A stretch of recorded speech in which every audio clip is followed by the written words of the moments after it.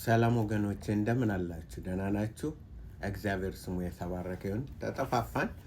የጠፋሁትም ያው ትንሽ ቢዚ ስለሆንኩ ነው። ዛሬ እችንን ገዝቻለሁ። ዳያግራም ኦፍ ዘ ሲናፕቲክ ሪሌሽንሽፕ ሲናፕቲክ ጋስፕልስ የሚባል መጽሐፍ ገዝቻለሁ እና ይሄ ምንድን ነው? ብዙ ነገር እንማራለን። ይሄ ሲናፕቲክ ጋስፕልስ የሚባለው ይሄ መጽሐፍ ይመስላል፣ ግን እንትን ነው። አሳያቸዋለሁ። በጣም ትልቅ ነው። ይሄ ነው እንግዲህ በአጠቃላይ ይህን ይመስላል።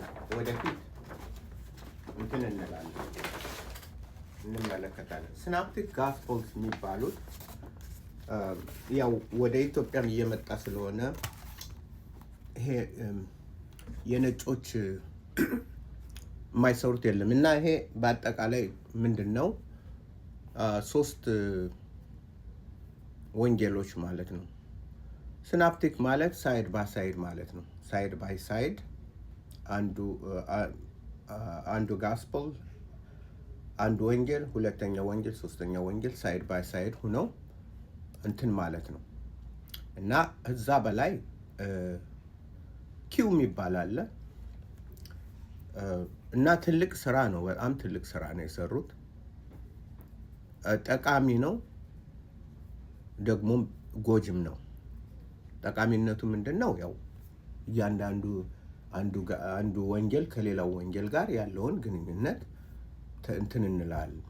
ነገር ግን ይህ ሁሉ ስራ የተሰራው በምንድን ነው? በአለማመን ነው። እኔ እንደራሴ ሲናፕቲክ ጋስፕል የሚባል የለም።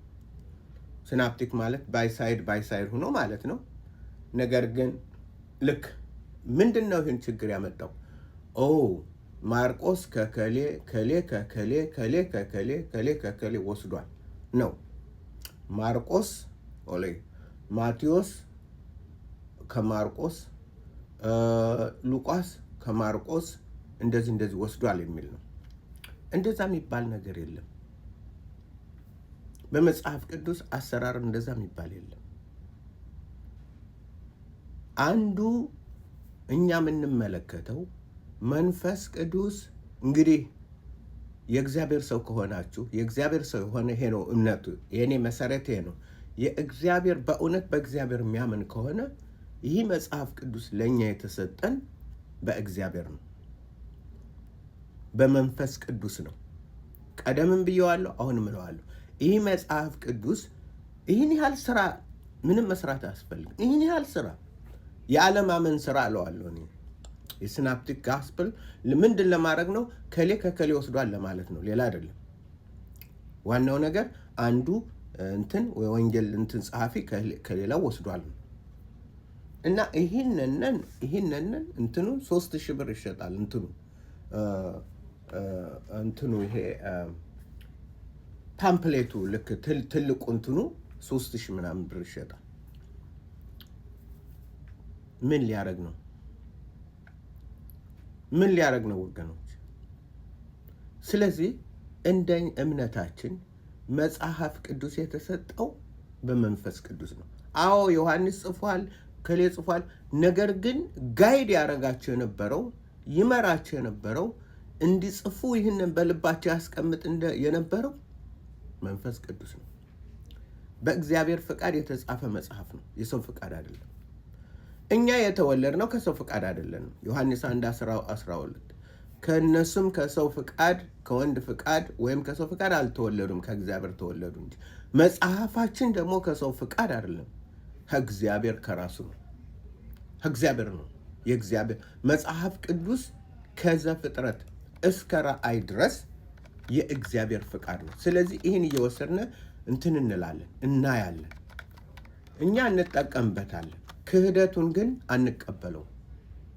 ማርቆስ ከማንም አልሰረቅም፣ ማንም ከማንም አልወሰድም። መንፈስ ቅዱስ የሰጠውን የገለጠውን ጽፈዋል ሁሉ። እግዚአብሔር በዘመናቸው አዘጋጃቸው። እነሱም የተዘጋጁት እነሱም በእንትን ባሉት ምን አደረጉ? ጻፉልን። መጽሐፍ የሚለው እንደዛ ነው። እምነት ያለው ሰው ይቀበል፣ የሌለው ግን የራሱን ተረቱን ያምጣ። ምዕራባውያን የሞቱት በዚህ ምክንያት ነው። የምዕራባውያን ቤተ ክርስቲያናት የተዘጉት በዚህ ምክንያት ነው። እነዚህ እናውቃለን የሚሉ ትልቅ ስም ያላቸው ነፍሌም እላቸዋለሁ። ነፍሌሞች ራሳቸውም ጠፉ፣ ሌሎችንም ይዘው ይጠፋሉ።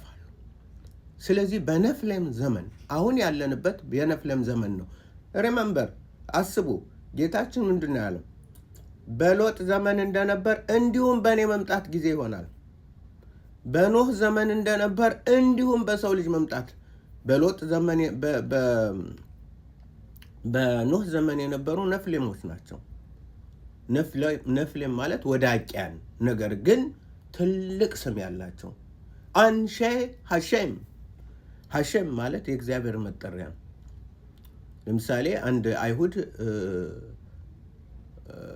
ሰላም ብትሉት ምንድን ነው የሚለው? ባሩክ ሐሸም ነው የሚለው። ባሩክ ሐሸም። ስመ ገናኖች ተወለዱላቸው። ነፍሊም ሀዩ። በዛም ዘመን ነፍሌም በምድር ላይ ነበሩ ይላል። አሁን ያለንበት ዘመን የነፍሌም ዘመን ነው። በነፍሌም ዘመን እንዴት ሆነን ነው የምንኖረው ነው። በነፍሌም ዘመን እንዴት ሆነን ነው የምንገባው? እንዴት ሆነን ነው የምንወጣው? እንዴት አድርገን ነው የምንሰማው ነው። ማንኛውን መጽሐፍ እያነሳችሁ አሁን ስንት እንትን አለ ቲክቶክ ላይ ስትገቡ ይህንን ለቅሞ ያወቀ የሚመስለው አበሻ አለ፣ የፈረንጅ ምናምን እየለቃቀመ። መጽሐፍ ቅዱስን እግዚአብሔር ያስተምራል። ተማሩ። ጊዜ ወስዳችሁ ለራሳችሁ ተማሩ። መንፈስ ቅዱስ ነው እንጂ የመንፈስ ቅዱስ ስራ ነው። የመንፈስ ቅዱስ ስራ ነው እንጂ የኛ ስራ አይደለም። መጽሐፍ የሚለው እንደዛ ነው ወገኖች። ይህንን በመጀመሪያ እወቁ። በመጽሐፍ ያለውን ትንቢት ሁሉ ማንም ለራሱ ፍቃድ ሊተረጉሙ አልተፈቀደም። እንደነዚህ ፍቃድ እነዚህ ነው የተረጎሙት በራሳቸው። ይሄንን ስንት ገንዘብ አውጥተን ነው የገዛነው? በራሳቸው እንትን ነው፣ በራሳቸው ተረጎሙት፣ በራሳቸው መንገድ። ማንም ለራሱ ሊተረጉሙ አልተፈቀደለት። ይህንን በመጀመሪያ ወቁ። በመጽሐፍ ያለውን ትንቢት ሁሉ ማንም ለራሱ ሊተረጉሙ አልተፈቀደም። ፍቃድ የለም። ያለ ፍቃድህ ሌባ ማለት ነው። ያለ ፍቃድ የምትሰራው ከሆነ ምንድነው? ሌባ ነህ ማለት ነው። እነዚህ ሌቦች ናቸው። ትንቢት ከቶ በሰው ፍቃድ አልመጣምና፣ ዳሩ ግን በእግዚአብሔር ተልከው ቅዱሳን ሰዎች በመንፈስ ቅዱስ ተነድተው ተናገሩት። በመንፈስ ቅዱስ ተነድተው ተናገሩ። ቅዱሳን ሰዎች በመንፈስ ቅዱስ ተነድተው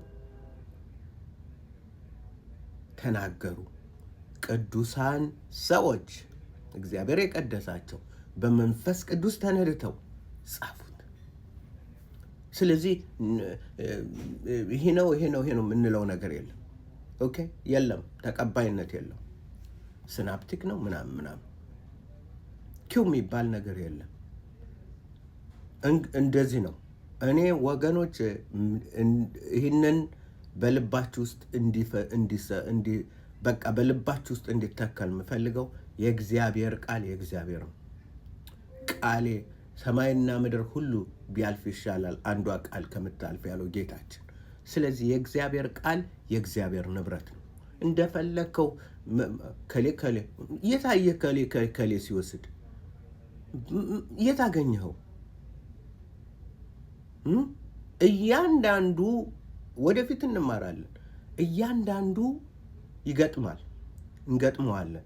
ገጥመን ነው የምንማረው። ከሉቃስ ትንሽ፣ ከማርቆስ ትንሽ፣ ከዮሐንስ ትንሽ፣ ከነዚህ ትንሽ። ለምን ዮሐንስን ሲናፕቲክ ብለው አላስቀመጡትም? ምክንያቱም የዮሐንሱ ደግሞ ለየት ያለ ነው። እግዚአብሔር ለእያንዳንዱ ወንጌል ጸሐፊ የሰጠውን ነው የጻፈው፣ ከእግዚአብሔር የወሰደው ነው። አዎ ታሪክ እንደ ሌሎች ሁሉ በታያቸው ጽፈዋል። እኔም ደግሞ